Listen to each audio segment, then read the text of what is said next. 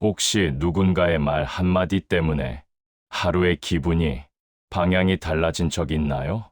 그 말이 사실인지 보다 왜 그 말이 당신을 이렇게 흔드는지 생각해 본 적은 있나요? 문제는 그 사람이 아닙니다. 그 말을 들은 순간 당신이 당신의 삶을 판단할 권한을 잠시 넘겨주었기 때문입니다. 영상 시작 전 구독, 좋아요는 이 철학 채널이 계속 자라는 큰 힘이 됩니다. 어떤 마음으로, 어디에서 이 영상을 듣고 계신가요? 댓글로 소통해 주세요. 니체는 말합니다. 삶이 무너지는 순간은 상처받을 때가 아니라 결정권을 타인에게 맡기는 순간이라고. 이제 묻겠습니다. 누군가의 말이 당신의 삶을 결정하게 두시겠습니까? 그는 그 질문 앞에서 처음으로 멈춰 섰다. 어제도 그랬고, 오늘도 그랬다. 출근길 지하철에서 우연히 들은 말 한마디가 하루 종일 머릿속을 맴돌았다. 별것 아닌 말이었다. 그저 지나가는 누군가의 평가, 혹은 가벼운 충고.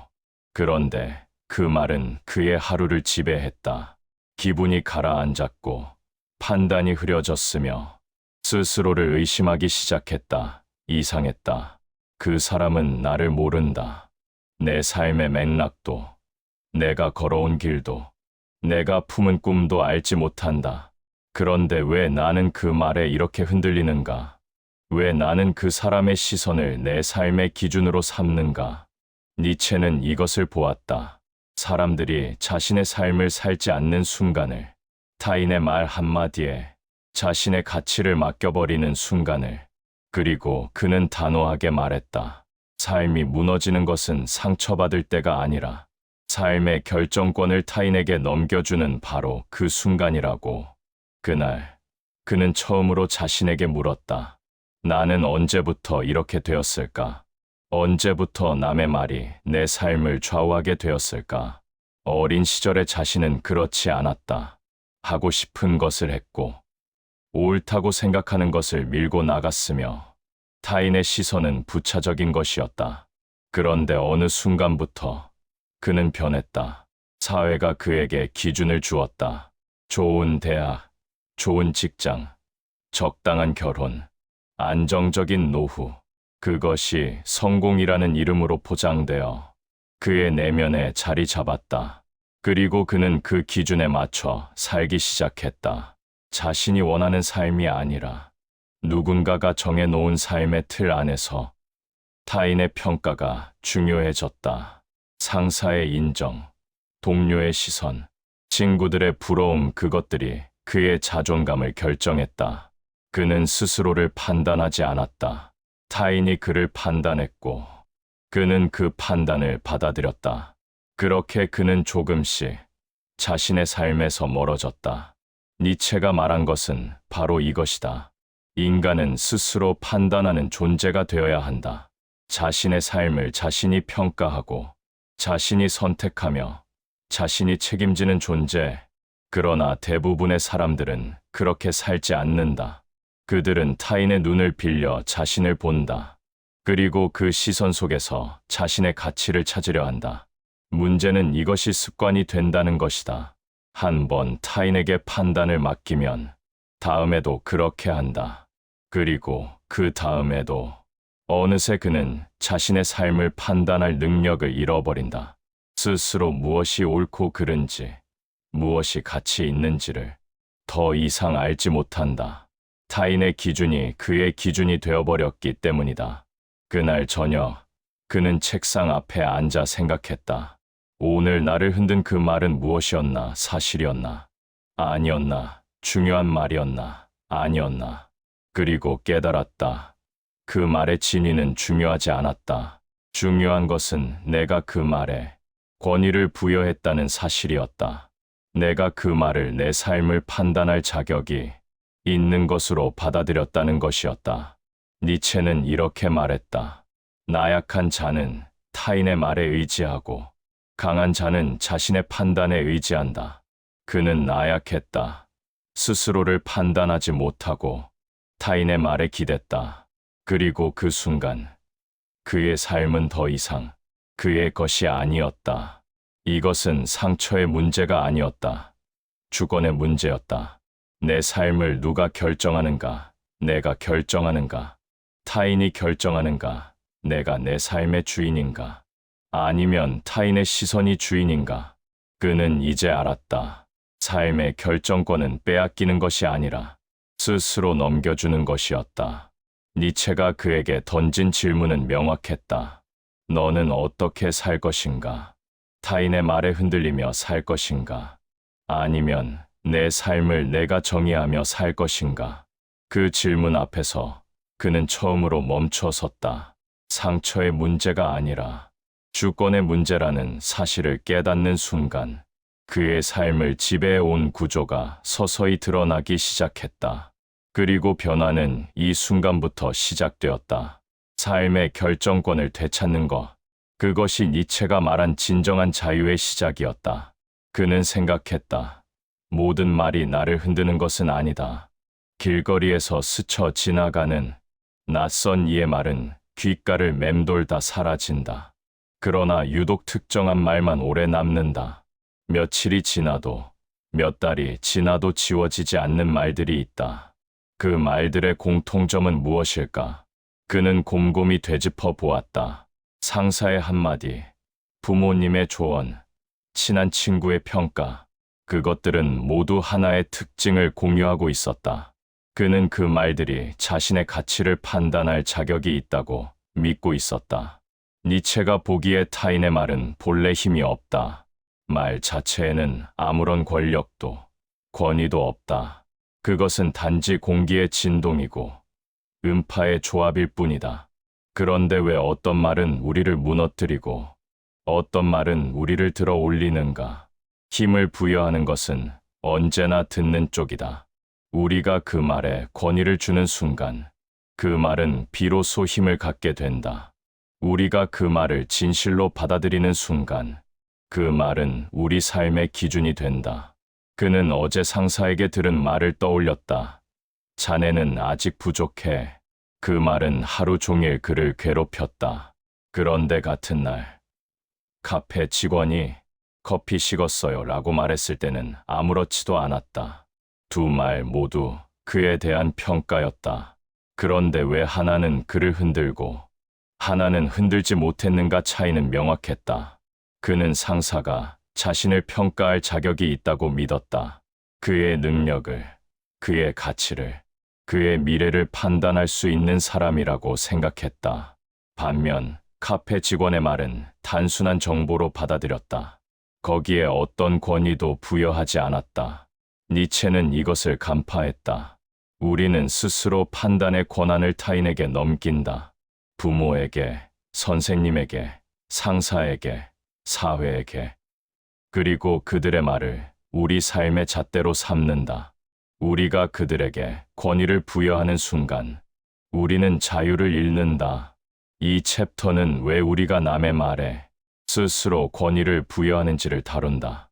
어린 시절부터 우리는 배운다.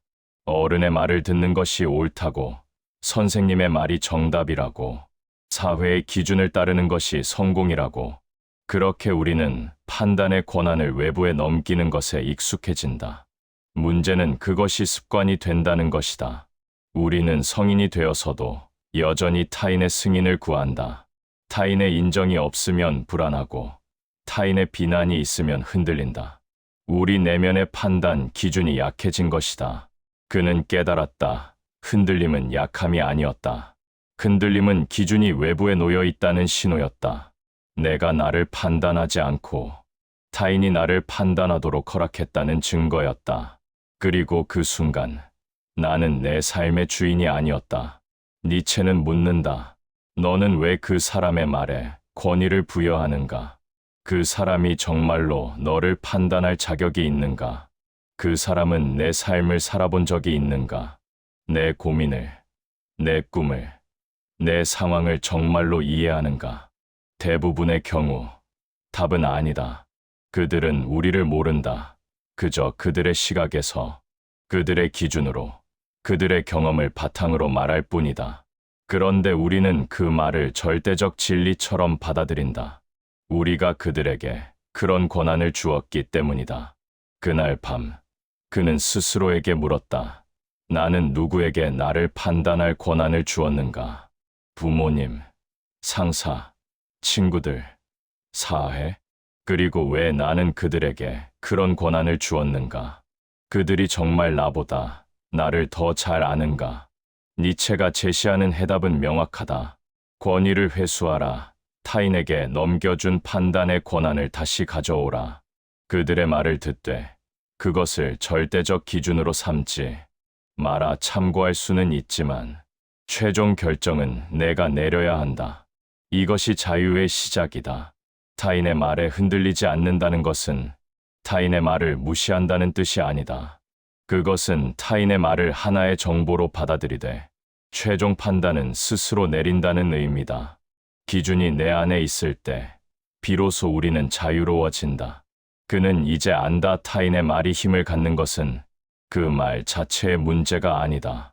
내가 그 말에 힘을 부여했기 때문이다. 그리고 그 힘을 회수하는 것도 나의 몫이다. 흔들림은 약함이 아니라 기준이 외부에 놓여 있다는 신호임을 밝히며 이제 그는 다음 단계로 나아갈 준비가 되었다. 그는 늘 설명하려 애써왔다. 오해받지 않기 위해, 평가를 바로잡기 위해, 자신을 증명하기 위해. 누군가 그를 오해하면 즉시 해명했고 누군가 그를 비난하면 긴 변명을 늘어놓았다. 그는 모든 사람이 자신을 올바르게 이해하기를 원했다. 그러나 설명은 끝이 없었다. 한 사람을 이해시키면 다른 사람이 나타났고 하나의 오해를 풀면 또 다른 오해가 생겨났다. 그는 자신의 삶을 살기보다 자신을 설명하는데 더 많은 시간을 보냈다. 그리고 점점 지쳐갔다. 니체는 설명하는 삶이 오히려 사람을 약하게 만든다고 보았다. 설명은 자신을 판단대 위에 올려놓는 행위이기 때문이다. 설명한다는 것은 타인의 평가를 인정한다는 의미다. 그들이 나를 판단할 자격이 있으며 그들의 이해가 중요하다고 선언하는 것이다. 강한 사람은 설명하지 않는다. 왜냐하면 그들은 타인의 판단을 자신의 기준으로 삼지 않기 때문이다. 그들은 자신이 옳다고 믿는 것을 행하고 그 결과를 받아들인다. 타인이 그것을 어떻게 보든 그것은 부차적인 문제다. 그는 어제 회의에서 있었던 일을 떠올렸다. 그의 제안이 거부당했을 때 그는 30분 동안 왜 그 제안이 좋은지 설명했다. 모든 근거를 나열했고 모든 반론에 대응했다. 그런데 끝에 가서 깨달았다. 아무도 설득되지 않았다는 것을. 반면 그의 동료는 달랐다. 자신의 의견이 받아들여지지 않자 그저 고개를 끄덕이고 자리로 돌아갔다. 설명하지 않았고 변명하지 않았으며 설득하려 애쓰지도 않았다. 그리고 이상하게도 사람들은 그를 더 존중했다. 니체가 말한 것은 바로 이것이다. 설명은 힘의 증명이 아니라 약함의 표시다. 강한 자는 자신의 행동으로 말하고 약한 자는 말로 자신을 변호한다. 강한 자는 오해받는 것을 두려워하지 않지만 약한 자는 모든 오해를 풀려고 애쓴다. 왜 우리는 설명하려 하는가? 그것은 타인의 승인이 필요하기 때문이다. 우리는 타인이 우리를 어떻게 보는지에 자존감을 의존한다. 타인의 오해는 우리의 가치를 떨어뜨리는 것처럼 느껴진다. 그래서 우리는 필사적으로 설명한다. 그러나 니체는 묻는다. 모든 사람이 너를 이해해야 하는가? 모든 사람의 승인이 필요한가? 그들이 너를 오해한다면 그것이 정말 문제인가? 아니면 그들의 오해가 그들의 문제일 뿐인가? 진실은 이것이다. 우리를 오해하는 사람은 항상 있을 것이다. 우리가 아무리 설명해도 이해하지 못하는 사람이 있고 아예 이해하려 하지 않는 사람도 있다. 그들 모두를 설득하려는 것은 불가능한 일이다. 그리고 불필요한 일이다. 강한 사람은 이것을 안다. 그래서 그들은 선택적으로 침묵한다. 모든 말에 반응하지 않고 모든 오해를 풀지 않으며 모든 비난에 대응하지 않는다. 그들은 자신의 에너지를 설명이 아니라 행동에 쓴다. 니체는 이렇게 말했다. 침묵은 때로 가장 강력한 대답이다. 설명하지 않는다는 것은 도망이 아니다. 그것은 판단권을 지키는 선택이다. 타인에게 나를 판단할 권한을 주지 않겠다는 선언이다. 그날 밤, 그는 결심했다. 더 이상 모든 것을 설명하지 않기로, 오해받는 것을 두려워하지 않기로, 타인의 이해가 아니라 자신의 확신을 기준으로 살기로. 그것이 진정한 강함의 시작이라는 것을 이제 그는 알았다. 설명은 필요할 때만 하는 것이다. 그리고 필요한 때란 그 설명이 나의 삶을 위한 것일 때다. 타인의 승인을 얻기 위한 설명이 아니라 나의 뜻을 명확히 하기 위한 설명. 그 차이를 아는 것이 중요하다. 니체가 제시하는 길은 명확하다. 설명하려는 충동을 멈추고 행동으로 보여주어라. 타인의 오해를 두려워하지 말고 자신의 확신을 따르라. 모든 사람을 설득하려 하지 말고 자신이 옳다고 믿는 길을 가라. 왜 강한 사람일수록 모든 말에 반응하지 않는지, 왜 침묵이 무기일 수 있는지를 보여준다. 반응하지 않는다는 것은 회피가 아니라 판단권을 지키는 선택이다. 그리고 그는 이제 그 선택을 할 준비가 되었다. 설명하지 않아도 되는 삶. 그것이 진정한 자유의 모습이었다. 그는 돌아보았다. 언제부터 그는 자신의 기준으로 살지 않게 되었는가? 언제부터 타인의 시선이 자신의 판단보다 중요해졌는가? 그 시작점을 찾으려 했지만 명확한 순간은 없었다. 그것은 서서히, 조용히, 알아차리지 못하는 사이에 일어난 일이었다. 어린 시절, 그에게는 자신만의 기준이 있었다. 재미있는 것과 재미없는 것, 좋아하는 것과 싫어하는 것이 명확했다. 그는 자신의 감각을 믿었고 자신의 판단을 따랐다. 세상은 단순했고 기준은 내면에 있었다. 그러나 학교에 가면서 변화가 시작되었다. 선생님이 말했다. 좋은 학생은 이래야 한다. 부모님이 말했다. 성공하려면 이렇게 해야 한다. 친구들이 말했다. 우리는 이런 것을 좋아한다. 그리고 그는 조금씩 자신의 기준을 접어두기 시작했다. 사회의 시선이 그의 내면에 들어왔다. 좋은 대학에 가야 한다는 기준, 안정적인 직장을 가져야 한다는 기준, 적당한 나이에 결혼해야 한다는 기준. 그것들은 누가 정한 것인지도 모른 채 그의 삶을 지배하기 시작했다.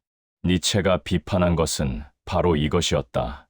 개인이 아니라 군중의 기준 다수가 옳다고 믿는 것, 사회가 정상이라고 규정하는 것, 전통이 당연하다고 가르치는 것. 그러한 외부의 잣대가 개인의 내면을 잠식해 들어가는 과정. 그는 회사에서의 자신을 떠올렸다. 매일 아침 출근할 때 그는 정장을 입었다. 왜 정장을 입는가? 그가 정장을 좋아해서가 아니다. 회사가, 사회가, 직장인이라는 역할이 그렇게 요구하기 때문이다. 그는 자신이 아니라 역할을 입고 있었다. 타인의 기대가 그의 행동을 결정했다. 상사가 기대하는 모습, 동료들이 인정하는 태도, 고객이 선호하는 말투. 그는 그것들을 학습했고 체화했으며 어느새 그것이 자신인 것처럼 착각하기 시작했다. 니체는 이것을 군중의 도덕이라 불렀다. 개인의 판단이 아니라, 집단의 합의, 자신의 가치가 아니라 사회의 규범. 그리고 그것이 반복되면 사람들은 자신의 내면을 잃어버린다. 무엇을 원하는지, 무엇이 옳은지를 스스로 판단하지 못하게 된다. 이 챕터는 어떻게 개인이 자신도 모르게 외부의 잣대를 내면화하는지를 해부한다. 그 과정은 교묘하다. 우리는 강요당한다고 느끼지 않는다. 오히려 우리 스스로 선택한다고 믿는다. 그러나 그 선택의 기준 자체가 이미 외부에서 온 것이다. 그는 지난주 친구들과의 대화를 떠올렸다. 요즘 뭐하고 지내? 누군가 물었고 그는 대답했다. 회사 일이 바빠서 정신없어. 그런데 진실은 달랐다. 그는 바쁘다기보다 공허했다. 그러나 공허하다고 말할 수 없었다. 바쁜 것이 가치 있어 보이기 때문이다. 사회는 바쁨을 미덕으로 만들었다. 쉬는 것은 게으름이고 여유는 나태함이며 느림은 뒤처짐이다. 그래서 우리는 모두 바쁜 척한다. 실제로 바쁘든 아니든 바빠 보여야 한다. 왜냐하면 그것이 성공의 증거처럼 여겨지기 때문이다. 니체는 묻는다. 누가 그런 기준을 만들었는가? 왜 바쁜 것이 좋은 것인가? 왜 여유로운 것이 나쁜 것인가? 그 판단의 근거는 무엇인가? 그리고 그것이 정말 너의 기준인가? 기준을 잃는다는 것은 단순히 판단력을 잃는다는 의미가 아니다. 그것은 자기 자신을 잃는다는 의미다. 내가 무엇을 좋아하는지, 무엇을 원하는지, 무엇이 나에게 의미 있는지를 알지 못하게 된다. 타인이 정한 기준으로만 세상을 보게 된다. 그날 밤, 그는 노트를 펼쳤다. 그리고 물었다. 내 삶에서 정말 내 기준으로 결정한 것이 무엇인가? 내가 진정으로 원해서 선택한 것이 무엇인가? 그 질문에 답하기가 놀라울 만큼 어려웠다. 거의 모든 것이 외부의 기준에 따른 선택이었다. 직장도, 관계도, 취미도, 심지어 꿈까지도. 그는 자신이 원하는 것을 선택한 것이 아니라 다른 사람들이 좋다고 말하는 것을 선택했다. 안전해 보이는 것, 인정받을 수 있는 것, 비난받지 않을 것을 골랐다. 니체가 밝힌 진실은 명확하다. 상처는 사건이 아니라 기준을 잃은 삶의 결과다. 타인의 말에 흔들리는 것은 그 말이 강해서가 아니라 내 기준이 약해서다. 내면의 판단 기준이 확고하면 외부의 평가는 단지 참고사항일 뿐이다. 이제 그는 안다. 기준을 빼앗긴 삶의 구조를. 그리고 그 구조가 어떻게 자신의 삶을 조용히 잠식했는지를. 이것을 아는 것이 변화의 시작이다. 보이지 않던 것이 보이기 시작하면 이제 바꿀 수 있다. 그리고 그는 기준을 되찾는 방법을 배우게 될 것이다. 그는 이제 선택의 문제임을 안다. 모든 말에 흔들릴 것인가? 아니면 삶의 기준을 스스로 세울 것인가? 니체가 말한 단단함은 견딤이 아니라 선택이었다. 상처를 참아내는 것이 아니라 기준을 되찾는 것이었다. 그날 아침, 그는 평소와 다른 질문을 스스로에게 던졌다. 나는 오늘 무엇을 원하는가? 타인이 무엇을 기대하는지가 아니라 내가 무엇을 원하는지 간단한 질문이었지만 대답하기는 쉽지 않았다. 너무 오랫동안 타인의 기준으로만 살아왔기 때문이다. 니체가 제시한 길은 명확했다. 타인의 말을 참고 자료로만 두고 최종 판단을 자신에게 돌려놓는 것. 이것은 타인의 말을 무시하라는 뜻이 아니다. 그들의 말을 듣되 그것을 절대적 진리로 받아들이지 않는다는 의미다.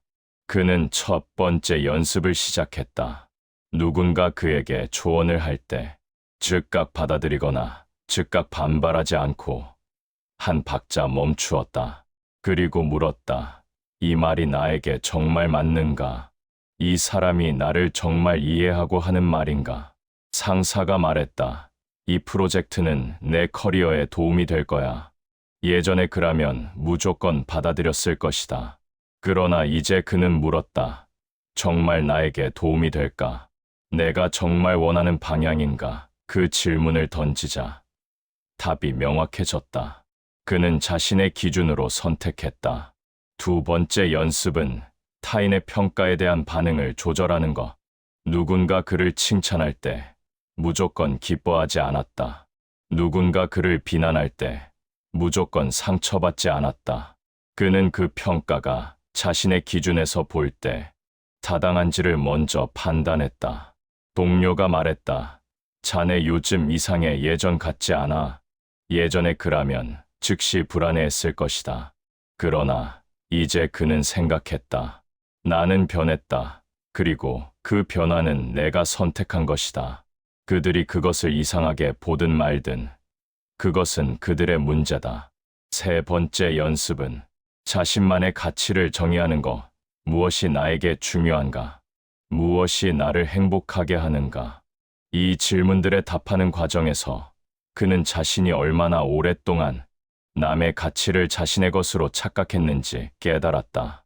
성공의 기준을 다시 썼다. 사회가 말하는 성공이 아니라, 자신이 정의하는 성공, 타인의 인정이 아니라 자신의 확신, 그 기준을 명확히 하자 삶의 방향이 달라지기 시작했다. 니체가 말한 것은 이것이다. 남의 말은 지나가고 삶은 남는다. 오늘 누군가 던진 말은 내일이면 잊힌다. 그러나 그 말에 흔들려 내린 결정은 평생을 따라다닌다. 그러니 결정권을 놓치지 마라. 몇 달이 지났다. 그는 여전히 타인의 말을 듣는다. 그러나 이제 그 말은 그를 지배하지 못한다. 그는 듣고 생각하고 자신의 기준으로 판단한다. 어떤 말은 받아들이고 어떤 말은 흘려보낸다. 그 선택의 권한이 이제 그에게 있다. 결정권을 되찾는 순간 그는 더 이상 흔들리지 않기 시작했다. 타인의 비난이 와도 무너지지 않았고 타인의 칭찬이 와도 교만해지지 않았다. 중심이 내면에 자리 잡았기 때문이다. 니체는 말한다. 너 자신이 되어라. 이것은 이기적으로 살라는 뜻이 아니다. 타인의 기대에 맞춰 연기하지 말고 자신의 진실을 살라는 것이다. 그것이 진정한 용기다. 삶은 그때부터 비로소 자신의 것이 되었다. 타인의 시선 속에서 사는 삶이 아니라 자신의 선택으로 만들어가는 삶. 흔들려도 다시 중심을 찾는 삶, 그것이 니체가 말한 강함이었다. 오늘도 그는 연습한다. 자신의 기준으로 사는 연습. 그것은 평생의 과제다. 그러나 그 연습을 할 때마다 그는 조금씩 더 자유로워진다. 조금씩 더 자신다워진다. 니체의 마지막 메시지는 명확하다. 내 삶의 주인은 너다. 내 삶을 판단할 권한은 내게 있다. 그 권한을 되찾아라. 그리고 내 기준으로 살아라. 그것이 진정한 자유이자 진정한 삶이다. 오늘 우리는 니체와 함께 삶의 결정권을 되찾는 여정을 걸었습니다. 타인의 말이 아니라 자신의 기준으로 사는 삶. 쉽지 않은 길이지만 그 길 위에서 우리는 비로소 자유로워집니다.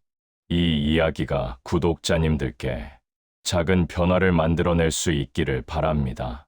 구독과 좋아요로 응원해 주시고 댓글로 여러분의 생각을 나눠주세요.